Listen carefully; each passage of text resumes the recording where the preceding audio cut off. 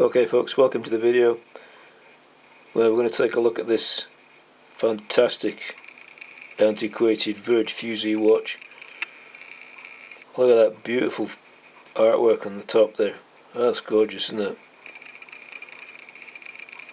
Made by Dismantling in London, and it looks like number 602.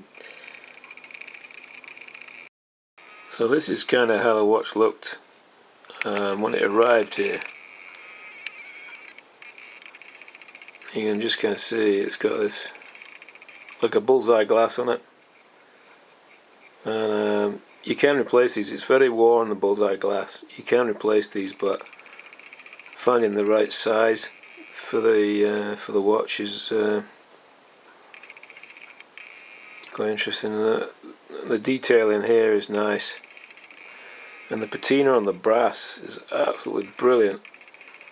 So it's got a little button there for opening the protective case. So this is a really old watch, and inside you can see that there's like an inner case which holds the watch mechanism.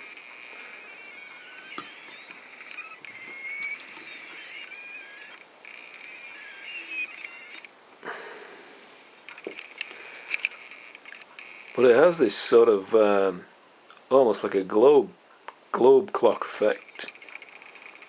It looks like something out of the space age or something, but it's really is actually very old.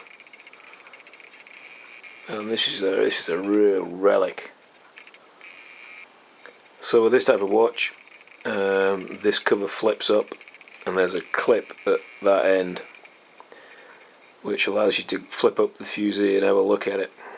And in order to get the movement out, you remove this pin here. This is called a Georgian Fusee. Now, amazingly, when this came in the post, it was actually still running. So you can see, if you just give it a little shake, it runs again. Now, looking at the bottom there, just here, you can see the fusee chain is almost wound back onto the drum there, so there probably isn't a lot of charge on it. Well, you can see the contra wheel moving there, and if you watch it for long enough, you can actually see there's a serious problem with it. So there you go, see that coming around there? So that's a repaired tooth. So this watch has clearly seen the wars, you know, it's been around a bit by the looks of it. And then if you look at this here, there's actually a break in the wheel. So it's amazing that watch is even running, because there's a tooth missing too. And it does stop occasionally, so that's probably the reason why, I would think.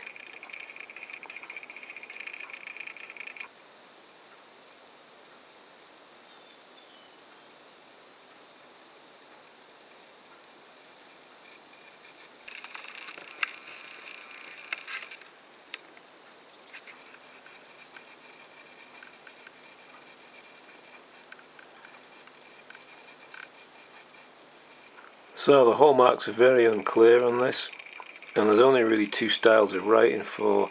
This is definitely a London watch, by the way.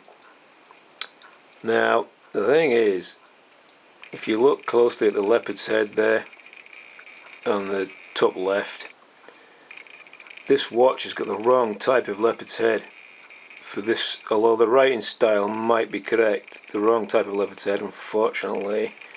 It's also got the corner cuts on the top there on the lion, and the date letter and the leopard's head. What we have here is the other lettering style, which might match because it's very unclear, and I think that it's something like that one there. Now this has the correct type of leopard's head, and it's also got corner cuts, but the watch doesn't have corner cuts. Now that actually is quite common. There's not a lot of consistency at that sort of age, but you can see the date there, 1760. If we go back to the watch, you can see there on the left, the leopard's head is correct for 1760. The lion also is correct with the bottom trim of the lion mark, and you can't really see the hallmark that well, but I think, looking at the style of it, that we are around about 1760 for the date of the silver case for the watch. So if you look at the sides of the watch and look at the detail that's been put into that. This is, by the way, this is called a square pillar fusee, and they're considered to be more desirable than the other pillar types. And we look at the watch in detail there. You can see the braking. That's called the contract wheel, I believe. And there's a brake in there, even though the watch is still running. Look at the detail there. Fantastic. Absolutely lovely. Real antique. Now, I wouldn't be surprised if this watch dates to around 1750. I have a feeling that the case actually is slightly later than that. So, this is a running Verge Fusee. It's got a beautiful face on it. Really nice old patina on that. That's beautiful. There's a few cracks, but think about how old this is.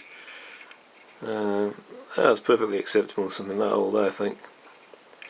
So the next job is to take the dial off and start investigating and getting this thing up to scratch.